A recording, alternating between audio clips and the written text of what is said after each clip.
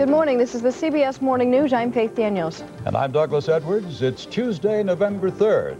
This morning, the word is that Caspar Weinberger is ready to resign. In New Orleans, the Democratic hopefuls hold another debate, minus the Cajun spice. And Birdland in New Jersey. We'll meet some folks who are lending a helping hand.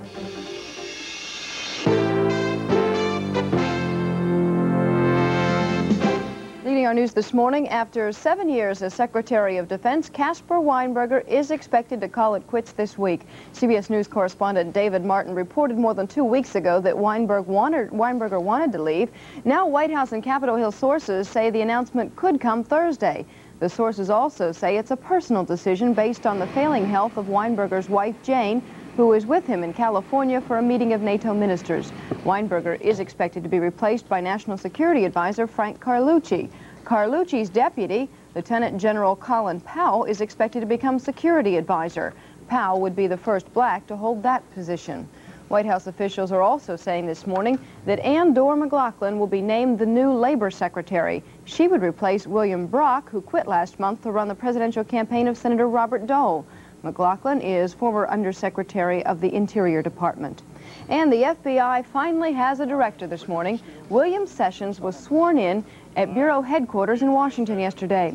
The ceremony was twice postponed after Sessions was hospitalized with stomach trouble. He'll serve a 10-year term. 6 Democrats running for president debated social policy last night at Tulane University in New Orleans. For the most part, they were in agreement favoring national health insurance and raising the minimum wage to $4.25. Mike Dukakis is absolutely right on the question of providing and mandating health insurance. We have to do it. Bruce is right on raising the minimum wage. In spite of the new awareness of the impact on the economy, the minimum wage should be raised, and 4.25 is a good level to start at. One of the few jabs in the agreeable debate came from Babbitt, who reminded Gephardt and Simon that somebody has to foot the bill. My question to Dick Gephardt is, how are you going to pay for those tax credits for health care? My question to Paul Simon, how are you going to pay for that public works program? I mean, it's all words. A difference arose when Dukakis suggested that $35 billion in taxes can be raised by getting more people to pay what they owe. If we simply raise tax compliance from 81 to 86% in this country, we could add $35 billion in new revenue. If the next president of the United States can't increase tax compliance by 5 percentage points, it does deserve to be president. The tax compliance and amnesty program is hokum when it comes to doing something about this budget. To show that America is making things that people can't use, Jesse Jackson called for a show of hands. Someone who owns personally an MX missile, raise your hand. Fact is, we're making more of what nobody is buying. Therefore, we have the debt, and the Japanese have the creditor status. Jackson called for sharp cuts in defense spending. The others agreed to at least some military cuts.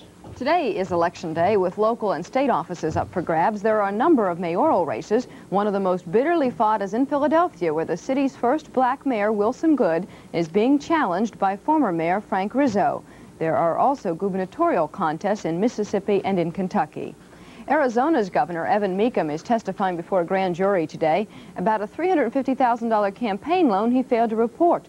Mecham is the target of a recall campaign. It's aimed at forcing an election to remove him for, among other things, abolishing Martin Luther King Day as a holiday. We had the best public relations firm in the nation, Mecham, and Evan Mecham. I mean, obviously, Evan Mecham has been the fuel for this machine. Mecham has said he will not step down despite urgings from senior Arizona politicians such as Barry Goldwater, who was once a Mecham supporter. Faith, Supreme Court nominee Douglas Ginsburg will be facing an inquiry from the Office of Government Ethics. This for his involvement in a decision affecting the cable television industry. But the questions about Ginsburg's legal record do not stop there, as Rita Braver reports. Douglas Ginsburg's record has begun to attract close scrutiny. In the last few days, questions have been raised about his participation in several issues. Cable television. When he was Assistant Attorney General in charge of antitrust, Ginsburg participated in the Justice Department's decision to support broader rights for cable television companies. At the same time, Ginsburg had about $140,000 invested in Rogers Communication, a Canadian firm not directly involved in the case. Some senators believe Ginsburg should have checked with Justice Department ethics experts before staying in the case. Ginsburg's supporters disagree. It was clear to him that however the court might decide the case before it, it would have no financial impact really upon his holdings, the value of his holdings. And for that reason, there would be no conflict nor any appearance of a conflict. Another case involves the Cleveland Press and the Cleveland Plain Dealer. A former Justice Department attorney who worked on antitrust allegations against the newspapers claimed that Ginsburg fired him for being too tough. A federal judge has already dismissed a suit by the attorney, calling the charges unsupported. And also drawing attention, Ginsburg's role when he worked at the Office of Management and Budget in slowing down Environmental Protection Agency regulations on asbestos and hazardous waste disposal. Behind all of these issues looms an even larger question: Ginsburg's youth and lack of experience in many areas. That if something comes up like this cable matter, it suddenly becomes a major issue. Why? Because it's about the only thing we know about him. Meanwhile, Senate staffers are poring over all aspects of Ginsburg's background. As yet, no date has been set for his confirmation hearings. Rita Braver, CBS News, Washington. Former hospital orderly Donald Harvey, who confessed to killing more than 24 patients in Ohio, has pleaded guilty to 9 more murders in a hospital in London, Kentucky. He was sentenced yesterday to 8 life terms in prison, and afterward, reporter John Shumway of station WHAS in Louisville asked Harvey, why did you do it?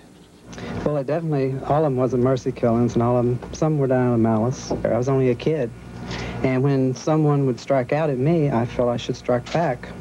Although they tried, Kentucky authorities say they never could have proven a thing against Harvey. So in return for his confession, they agreed to let his sentences here run together with those in Ohio, where he has already confessed to killing 25 people at the Drake Hospital and 4 at the Veterans Hospital.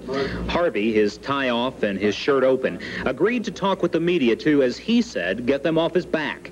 He said if the victims' families want to talk to him, he'll see them. I don't know what I'd say to them, except, that I'm sorry. I mean, that's a little late to be saying that, but that's all I can say.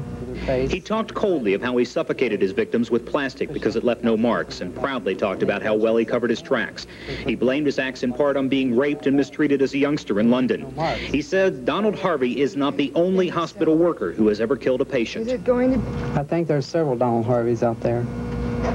But I think with my story and what's happened, they'll be very careful. While he admits his acts were against the law, he said what he did was right. And when asked if he would ever kill again, at first he said no, but then added, if I was in a hospital setting with critical patients, I can't say, because we don't know what the future holds. On Wall Street, things have calmed down considerably. Ken Pruitt is here now with the tranquil news. Ken, good morning. Faith, good morning. Some confidence appears to be returning to the markets. The Dow Jones Industrial Average is back over 2,000 this morning, up to 2,014 after a 20-point advance. The market's gone up 5 days in a row now. Some bad news for Texaco. The Texas Supreme Court upheld a lower court decision that ordered Texaco to pay more than $11 billion to Pennzoil. Pennzoil charged that Texaco illegally won the bidding war for Getty Oil. Texaco will go to the U.S. Supreme Court.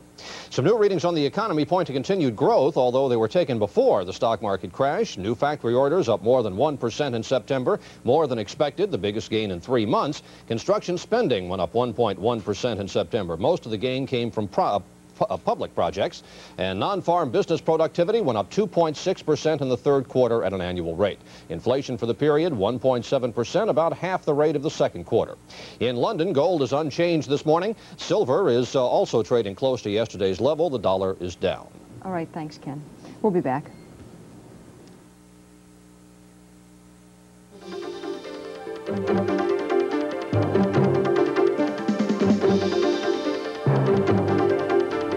On the nation's front pages this morning, the Twin Cities Star-Tribune in Minnesota reports 2 convicted murderers who are both eligible for parole don't want to leave Stillwater Prison. One of the inmates, who's 76 and the oldest member in the facility, says he spent the last 35 years of his life there, and it's the only life he knows.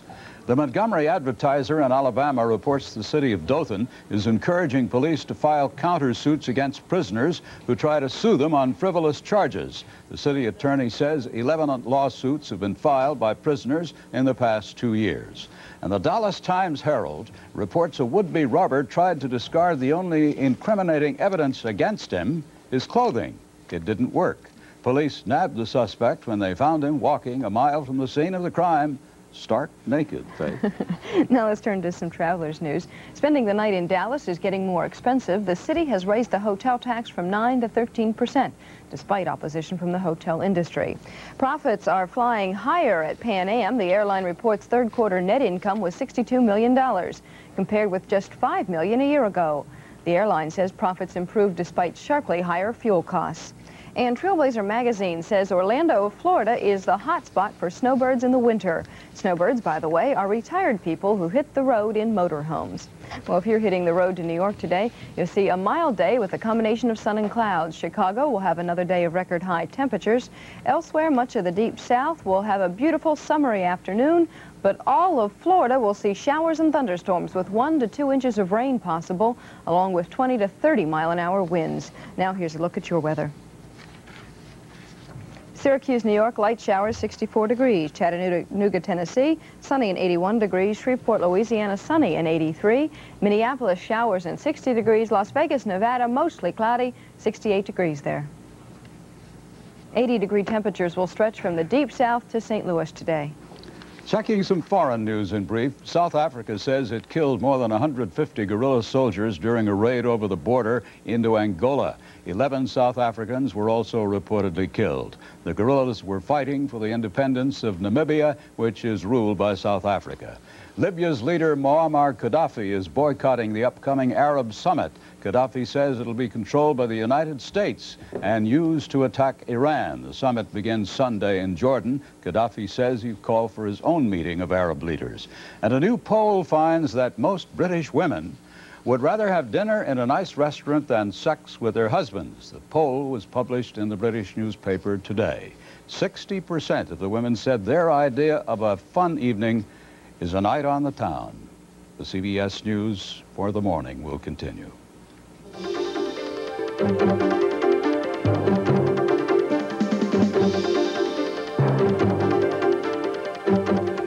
In sports, you can only wonder what happened to the Super Bowl champion Giants. Practically unbeatable last year, they fell to 1-6 last night against Dallas. It started out looking good for the New York Giants quarterback Phil Simms. He throws a touchdown pass to Lionel Manuel, who makes a spectacular diving catch. But in the fourth quarter, Too Tall Jones tips the Simms pass, and Jim Jeffcoat is in the right place at the right time. He runs it 26 yards for the score to tie it up 24-24. Jones enjoyed that so much he did it again. This time, Randy White comes up with the ball, and there's worse news for the struggling Giants. Simms is down with a sprained knee and has to be taken off the field. Dallas sends out place kicker Roger Ruzek, who nails his fourth field goal of the quarter, tying an NFL record.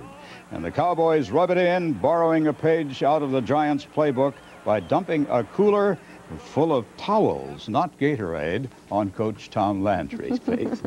Well, the National Hockey League has suspended Philadelphia's Dave Brown for 15 games for last week's vicious cross-check of the Rangers' Thomas Sandstrom. The penalty was announced by NHL Vice President Brian O'Neill. Brown isn't exactly apologizing. It was an unfortunate incident. I take full responsibility for what happened. I'll abide by Mr. O'Neill's ruling, and after the suspension, I'll get on with the season. I am here to say to you that we think that the penalty to Dave Brown was not severe enough, period. The 15-game suspension is the second longest penalty ever imposed by the NHL. Finally, this week's Associated Press college football poll, the Sooners of Oklahoma remain at the top of the heap, followed by Nebraska, Miami, Florida State, and LSU. Auburn is ranked 6th, followed by UCLA, Syracuse, Notre Dame, and Clemson. Florida State and Auburn meet this Saturday. Oklahoma and Nebraska face each other on November 21st. CBS Morning News continues this Tuesday, November 3rd.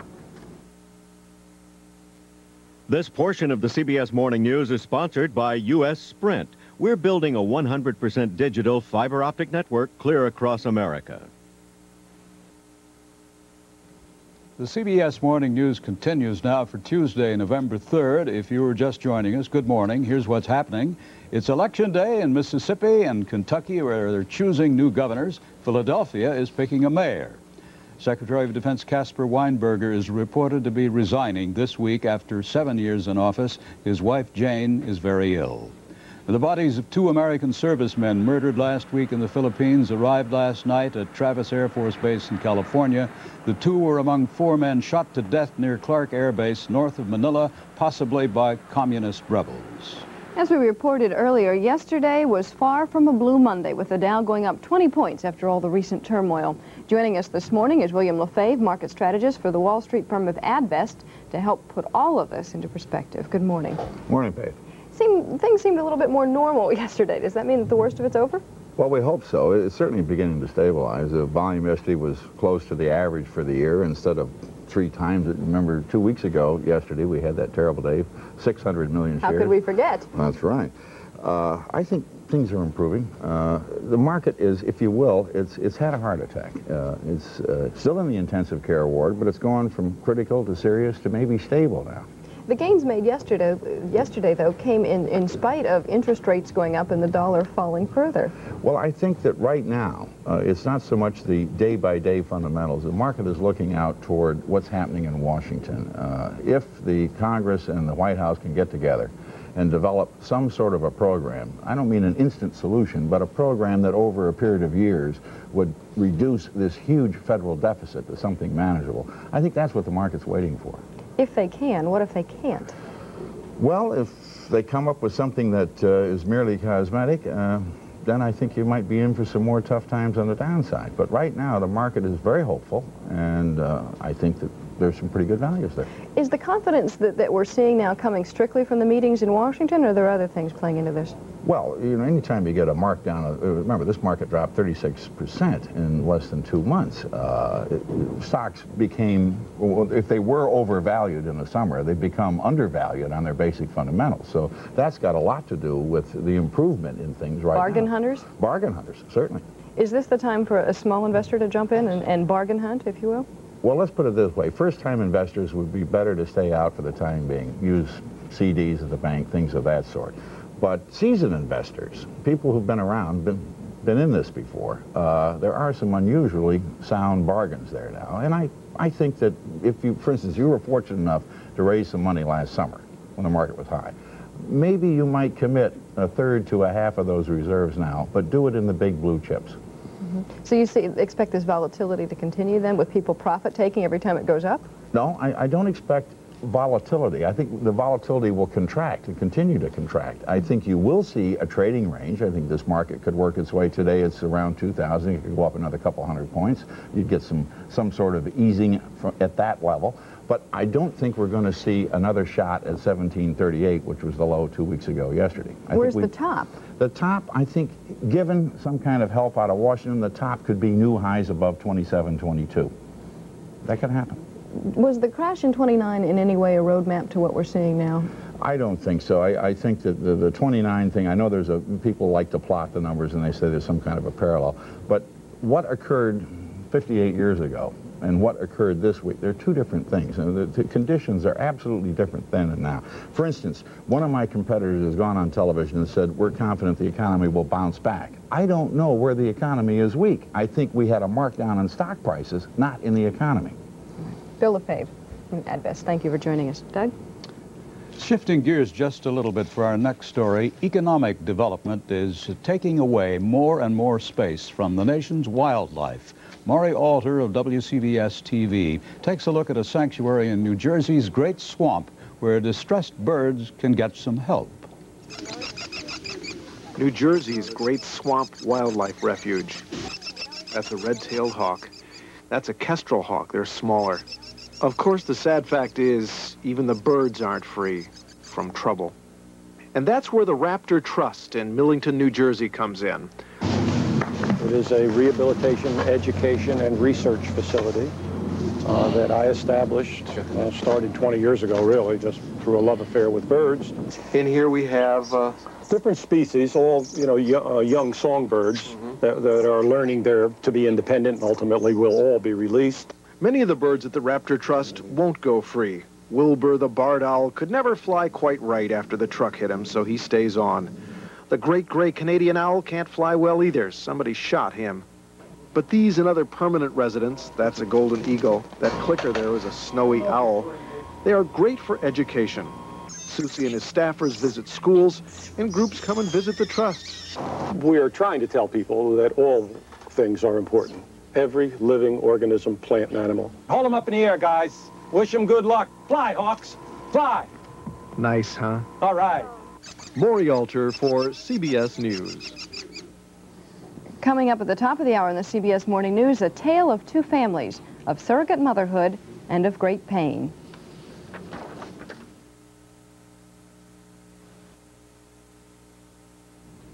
In Utah, apple growers are picking a bountiful harvest. Bushel baskets are brimming over, good for consumers, not so good for farmers. Allison Barlow of KSL-TV reports. Last year, Chad Rowley sold his fancy apples for $12 a box.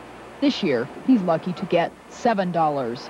The same weather that produced the biggest crop of apples in Utah history has created a bumper crop of apples around the nation.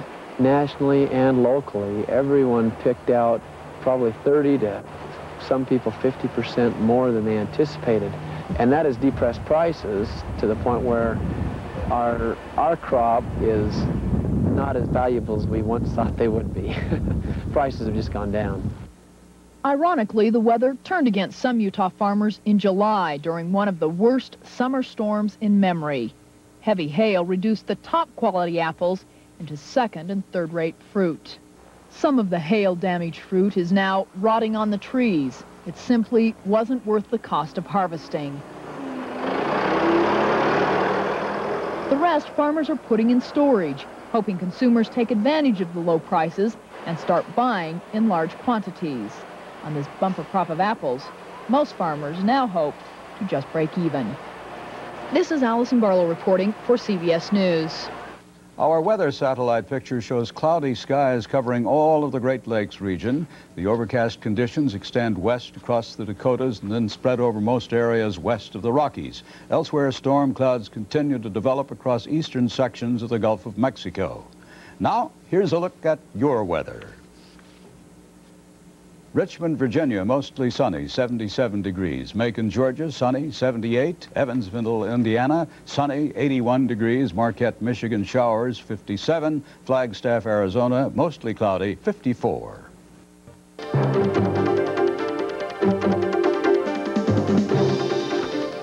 Now some changes for people in the news this morning. Jim and Tammy Baker have canceled an 18-city concert tour. A total of 12 tickets were reportedly sold for opening night in a 10,000-seat auditorium. The Bakers are busy moving anyway. A California real estate agent says they rented a beachfront home in Malibu for $7,000 a month. Baby Dr. Benjamin Spock is due out of the hospital in Boston today, recovered from a fainting spell on Saturday. And Princess Diana delighted a crowd in Bonn, West Germany, showing up in a scalloped black miniskirt. Those who know say it's one of the shortest hemlines in royal history. Nobody noticed the red beret. And finally, Forbes magazine has rechecked its list of the 400 richest Americans after the stock market tailspin. 38 of them wouldn't make the list today if it still required a net worth of $225 million. Carl Icahn would be dropped. He lost more than $300 million. Sam Walton would stay even though he lost $2.6 billion. Walton still has about $6 billion left over, so we won't worry about him very much. Just pocket change. We'll be back at the top of the hour with updates. This is CBS. It was called a debate, but the Democrats couldn't find much to disagree about. Arizona's governor says he's ready to fight a recall campaign and possible indictment. And American couples look across the border for cheap surrogate mothers, but are still paying a high emotional price.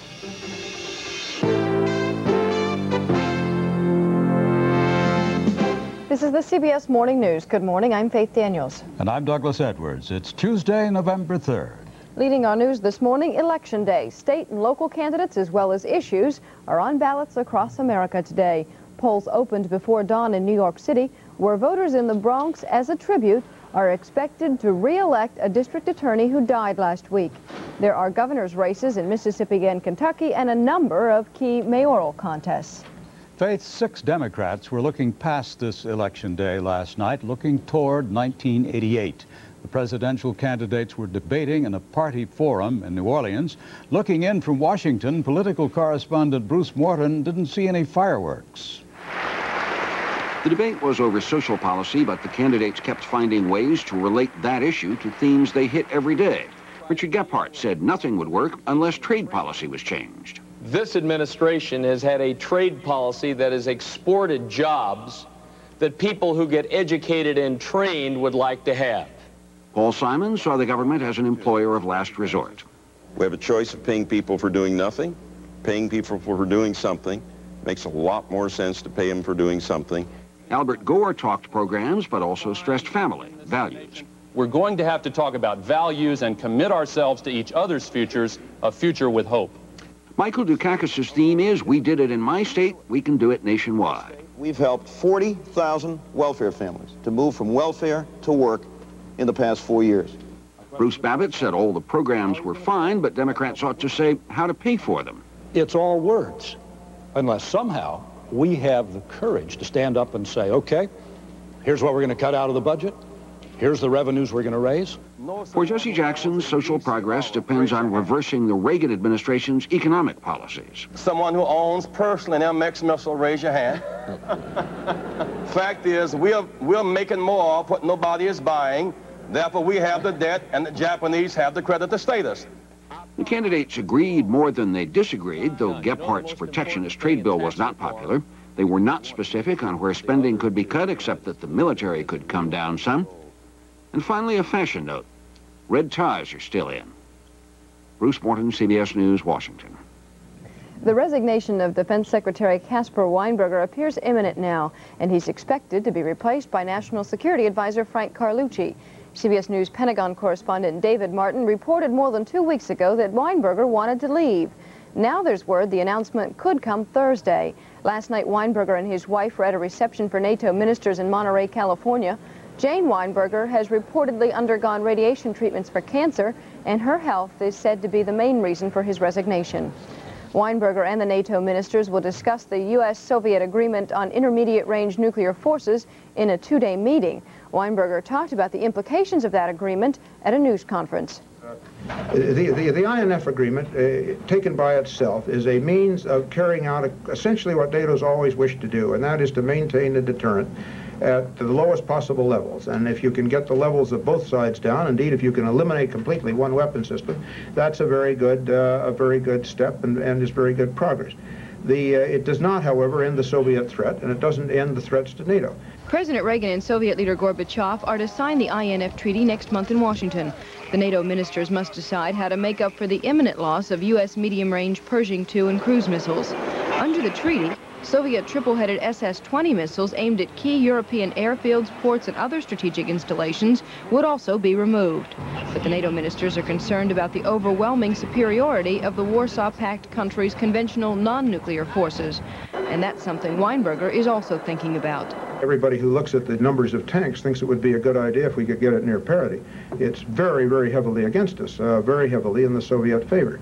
Among the options NATO may consider is the use of submarine-based cruise missiles and U.S. bombers armed with cruise missiles and other weapons. But the NATO ministers are sensitive to Soviet fears that the treaty may be circumvented, and Weinberger addressed that problem as well. Our goal here is to deploy. Our goal is not to remove an obstacle to a treaty. Weinberger also points out that the treaty has not been signed and that the U.S. Senate has not yet ratified it. Faith, White House officials say President Reagan will announce his new labor secretary today. He's expected to name Ann Dora McLaughlin to the cabinet post. She's a former undersecretary of the Interior Department and would replace William Brock, who quit to run Senator Dole's presidential campaign. A vacancy remains on the Supreme Court, but 8 justices are in session, and they'll hear arguments today over an Illinois abortion law. It requires some unmarried girls under 18 to notify their parents 24 hours before they have an abortion. If the court upholds that law, the availability of abortions to teenagers could be restricted nationwide. The decision isn't expected until July. Troubles keep piling up for Arizona's governor. In Phoenix today, he's due in court as he tries to avoid being indicted. Jerry Bowen reports.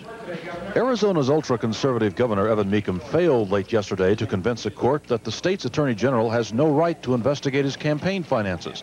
And so later today, the embattled Republican will have to testify about the $350,000 loan he failed to report, testimony which may determine if he's indicted. Yesterday, Mecham's supporters rallied outside the courthouse to protest the probe, while his opponents gathered at the state capitol to celebrate the successful first stage of a recall campaign, the collection of 380,000 signatures from voters who want Mecham removed from office. So many people are committed to change, and that change is going to start with Evan Mecham being replaced. The recall effort began as Mecham took office 1 year ago, opponents charging he was insensitive to minorities. His move to cancel an illegally declared holiday to honor Martin Luther King Jr. seemed to support that perception. A series of questionable political appointments did not help Mecham's credibility. But the secret loan has proven to be most damaging, prompting inquiries about a possible impeachment, causing fellow Republicans to call for Mecham's resignation. The state is becoming paralyzed, not through a collapse of government services, but rather the crisis a day that comes from the governor's office. So far, Mecham has pledged to fight it out in an effort to stay in office. Jerry Bowen, CBS News, Phoenix. Well, Ken Pruitt is watching money today, big money overseas. Ken, good morning. Faith, good morning. The American dollar is trading lower overseas this morning. It's near post-war lows against the yen and the Deutschmark. There are indications that central banks are not going to try to prop up the dollar. The greenback has gone down for several days now, and that doesn't seem to be bothering the stock market. The Dow Jones Industrial Average is back over 2,000, up 20 points yesterday to 2014. Texaco lost a big one as the Supreme Court of Texas upheld a lower court ruling that it'd pay Pennzoil $11 billion. Texaco won the war for Getty Oil 3 years ago. Pennzoil sued. Texaco plans to appeal to the U.S. Supreme Court. We have faith in the ultimate triumph of justice in the American legal system, and we will continue to pursue that justice. Some new readings on the economy point to continued growth, although they were compiled before. The stock market crashed 2 weeks ago. New factory orders went up more than 1% in September, a bigger than expected increase. Construction spending also went up more than 1%. Most of the gain was in the public sector. Non-farm business productivity went up 2.6% in the third quarter. Slow going on the bullion market this morning. In London, gold and silver unchanged from yesterday. Doug? Thank you, Ken. On the nation's agenda today, President Reagan appears on a USIA broadcast beamed overseas to discuss the state of U.S.-Soviet relations. Former White House aide Michael Deaver returns to court after his perjury trial, after being hospitalized over the weekend with kidney stones. The CBS Morning News continues at 9 minutes after the hour.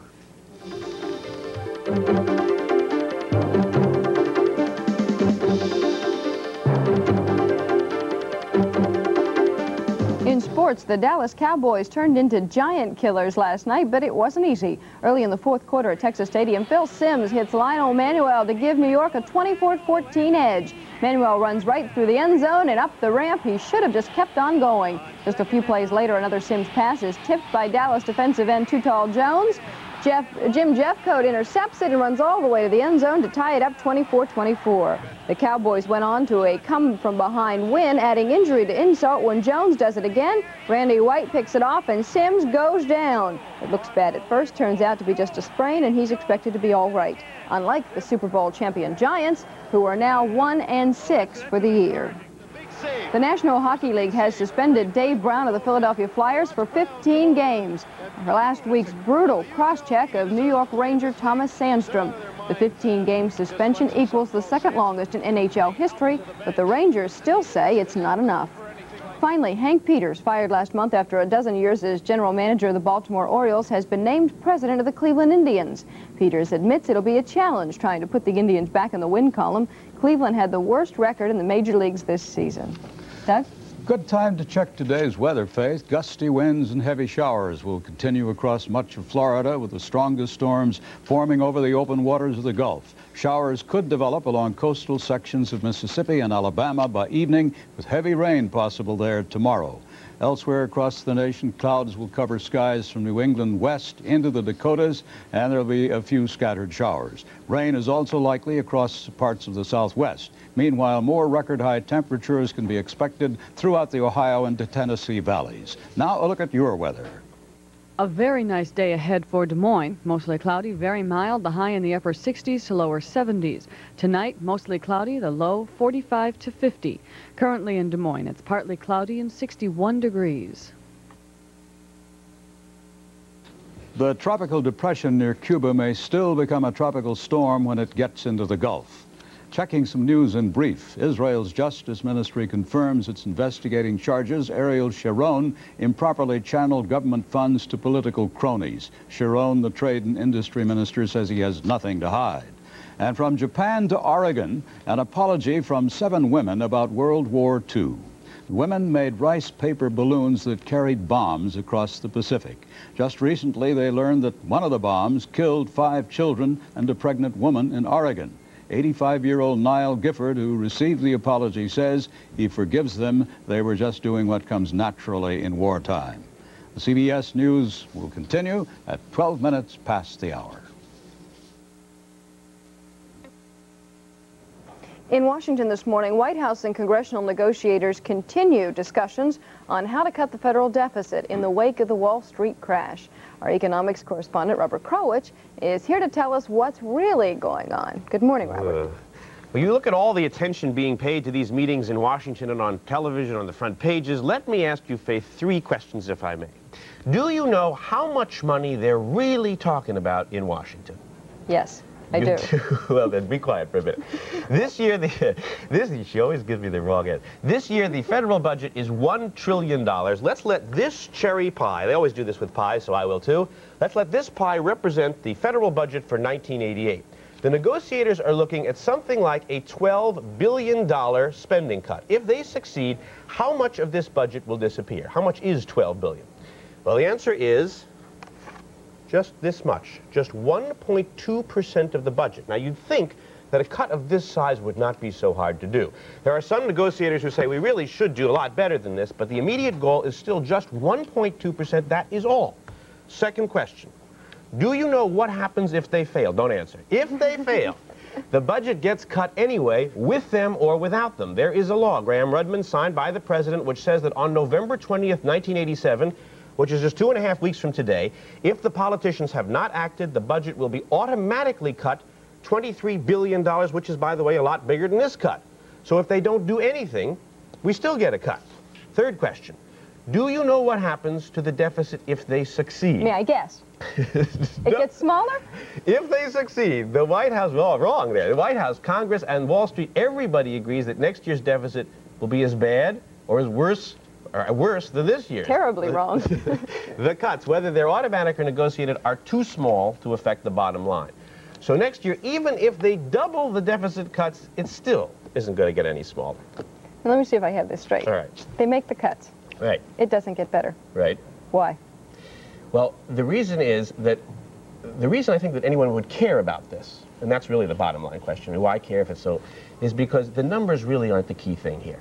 Remember, for the first time ever, to get this meeting started, Ronald Reagan says he is willing to consider tax increases. The Democrats are considering cuts in pensions and Medicare payments. This is very new stuff and suggests that the American politicians are finally ready to break new ground to attack this problem, even if it's just a tiny little change. And Wall Street knows that this is a very negligible amount. It still gives investors some hope that the deficit is not going to spiral on forever. Given that, what do you think will happen? Well, the present betting is, I mean, calling around to people yesterday, is that the politicians are going to negotiate a cut. The negotiations will be successful, and they will get maybe double this amount over a period of years, even.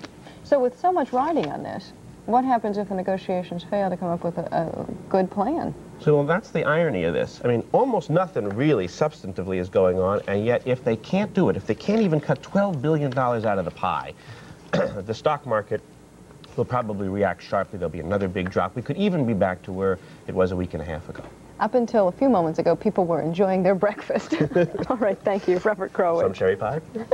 Just ahead on the CBS Morning News, we will look at a rather disturbing trend in surrogate motherhood. Some couples are crossing the border into Mexico trying to find a bargain. Now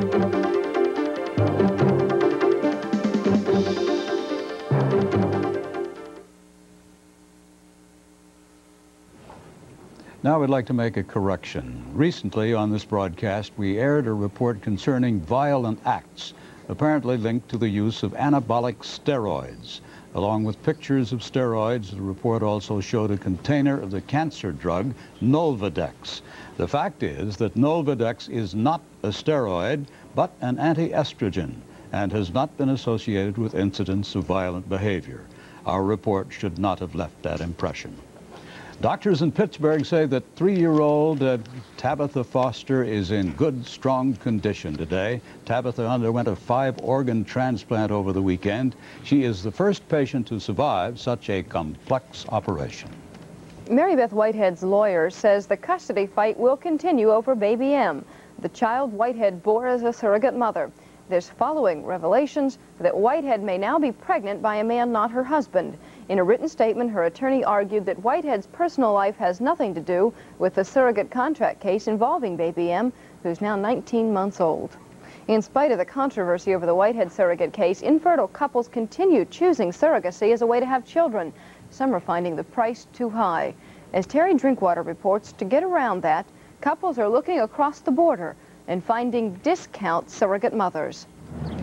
No one can know how many have come across the border from Mexico to the United States to become surrogate mothers, to bear children from fertile fathers whose wives cannot conceive and carry a child full term. Alejandra Munoz came across and through artificial insemination gave birth to a daughter, Lydia. That was 15 months ago. The father was Mario Haro, whose wife Nati tried everything to become pregnant. I had in vitro fertilization, and I had a reconstructive surgery. And when I had the reconstructive surgery, the doctor told me there was no way that I could ever have a baby. The natural mother was from one of the poorest parts of Mexico, and eventually what she would do was put into writing. The agreement stated that she would give up Lydia to us and give up all rights to her, and that she would accept a quantity of around $2,000, I believe. But that's not the way it turned out at all. Alejandra changed her mind and decided to fight to try to keep the baby. She said no amount of money would make her surrender Lydia. Pues yo la quiero porque ella es mi hija. I love her, and she's my daughter. She came from within me, and they won't be able to separate me from her. She took her case to court, which gave her joint custody. Now she sees the baby on weekdays. The Haros have her most nights and on weekends. The Haros say that is not right. Their attorney believes they should have complete custody. For the best interest of the child does not serve to put her with a mother who does not speak English, who has a third-grade education, right, where this child's not going to have any realistic possibility to function as a capable human being. Alejandra's attorney bristles at those arguments. Well, I don't think any of those reasons reflect on her ability to parent. And I think that the bottom line here is that she can be a mother to this child. But the issue reaches far beyond Lydia or any of today's surrogate children. Some in Congress believe all parenting of this kind should now be outlawed.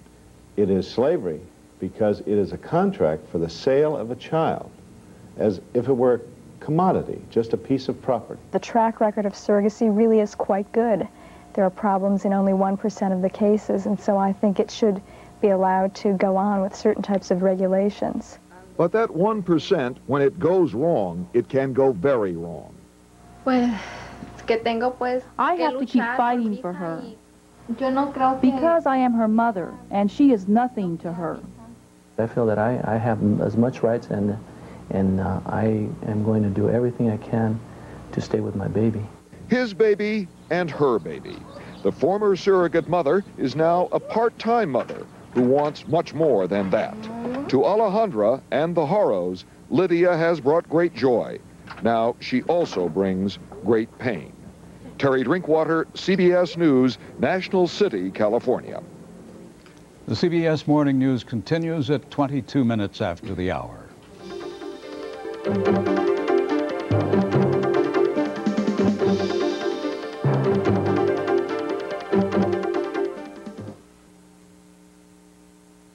On the nation's front pages this morning, the Twin Cities Star-Tribune in Minnesota reports 2 convicted murderers who are both eligible for parole don't want to leave Stillwater Prison.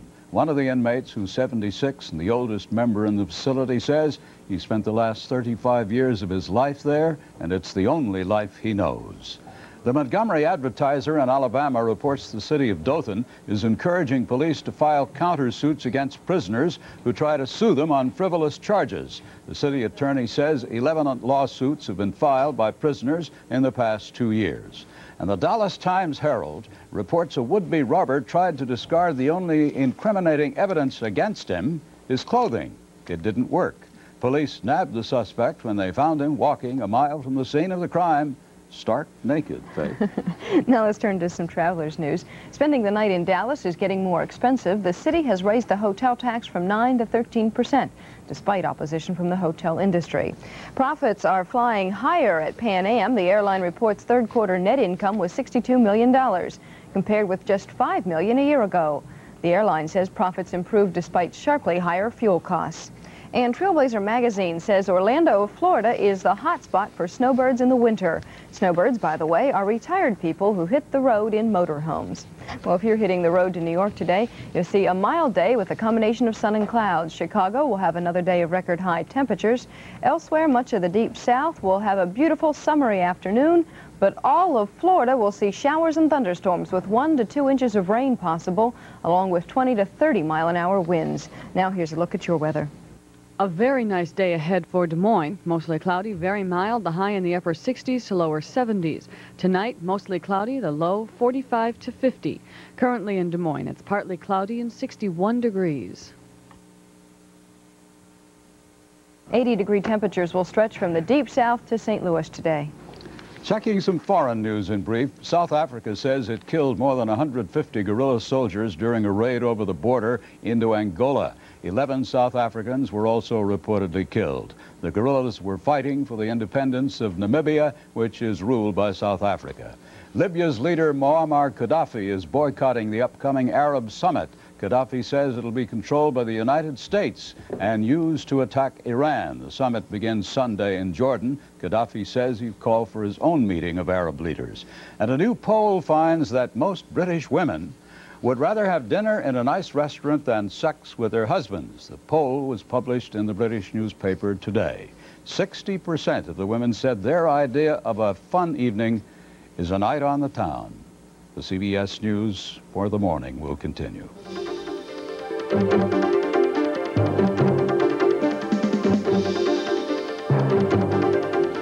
The news from around America this morning. In Kentucky, serial killer Donald Harvey has pleaded guilty to killing 9 more hospital patients. The 35-year-old former nurse's aide has already confessed to killing dozens of patients in Ohio and Kentucky hospitals.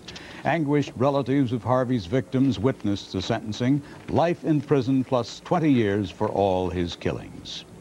The demand for breast x-rays, mammograms, has risen following Nancy Reagan's cancer surgery 2 weeks ago. The nation's medical centers report the percentage of women who show up for their appointments has also increased. Breast x-rays detect cancers too small to be felt. Las Vegas is suffering from its worst rainfall in more than 3 years. The National Weather Service says nearly an inch of rain flooded city streets there yesterday, snarling traffic. The normally dry desert city says there were many traffic accidents, but no serious injuries. Now some of the stories that we'll be following in the day ahead. Defense Secretary Caspar Weinberger reportedly is preparing to hand in his resignation. Sources say he'll be replaced by National Security Advisor Frank Carlucci. It's election day with governor's races in Mississippi and Kentucky and a bitterly fought mayoral contest in Philadelphia.